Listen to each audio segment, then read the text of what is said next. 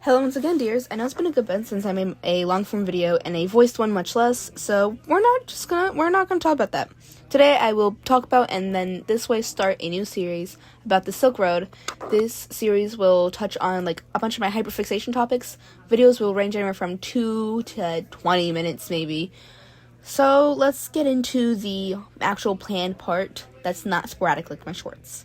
So the Silk Roads were these really big trading routes that connected Asia, Europe, Africa, India, everything after Eurasia, basically. Now, they've done a pretty good job being a trade route most of the time they've been established. However, they did fall into a period of disuse. In the 8th and 9th centuries, all the way to the 14th and 15th centuries, the Crusades and the Mongol invasions, and later Pax Mongolica, helped foster and revive the Silk Roads. They made it very popular. They made it very useful, very relevant. The Silk Roads was a huge play in trade of goods, of knowledge, of technology, of culture, of all these different things that we now have. Trade practices also hugely improved through the system of credit called flying cash. These practices along the Silk Road expanded in trade and trade routes. Because of these new trading sites, such as Samarkand and Kashgar popped up and become incredibly popular. Samarkand was a stopping point between China and the Mediterranean. It was incredibly diverse in culture and important for cultural exchange as well as for goods exchange.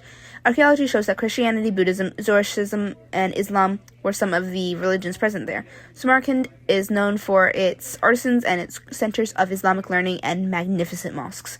Similarly, Kashgar was a crucial trading city on the Silk Road. Kashgar was at the western edge of China where the northern and southern Silk Roads crossed, leading to Central Asia, Pakistan, India, Persia.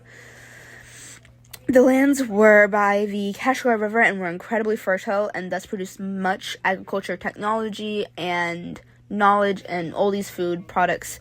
It was also a very popular place for travelers and their caravans to rest themselves and their animals, restock on food supplies, restock on water, take a break, further trade. So they had these really pretty, big, bustling markets of a lot of agricultural products and a lot of luxuries. Thus was the Silk Road.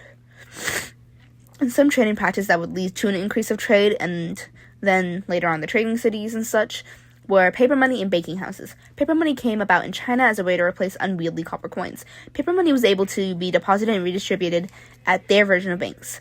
Banking houses were European but still would accept and transfer paper money. They established in the 13th century, and you could present a bill of exchange. Bills of exchange were documents that you proved you were legally promised X amount of money on X date. Then you would receive however much money you were promised in exchange. Credit would also become incredibly crucial because of flying cash, which was the paper money, banking houses, and everything falling under that. Something else to foster trade was caravanserai. These were large inns located at flourishing trade cities and were often 100 miles apart. This was because that's how far camels can go before they need water, fun fact. Caravanserai were large enough to house travelers and their animals and sometimes allowed for the exchange of a new animal. The Silk Roads were huge on imported luxuries like silk, porcelain, textiles, and others. Because of this, artisans became all the more important and popular. In China, artisans crafted silk, porcelain, iron, and steel for export. This also would later motivate China's proto-industrialization. Persian artists crafted various textiles, and especially rugs for export. Indian artisans crafted dyes, semi-precious stones, ivory, spices, and various textiles for export on the Silk Road. As a result of the Silk Roads, many religions became syncretic and or transferred. One of these was Buddhism into East Asia from India. It popularized in the 7th century and related and later would blend into Taoist principles from China. This would then give birth to Chan Buddhism, which was popular among the commoners of China and through movable type printing would become popular to the gentries of China. Hinduism and Buddhism were also brought up in the southeast. Hinduism was transferred by trade to and from the Sri Java Empire, and Buddhism was for the Majapahits.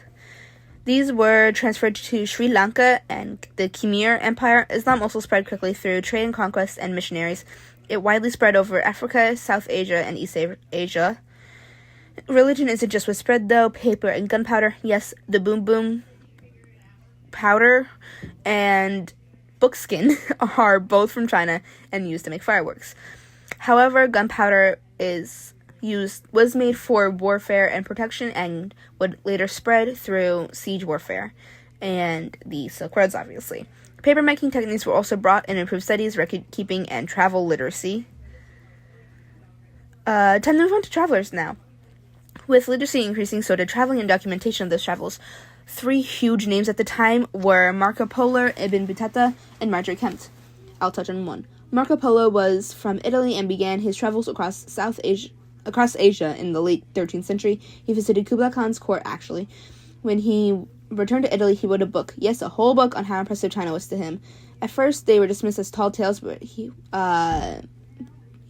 they were proven wrong when other people followed his route.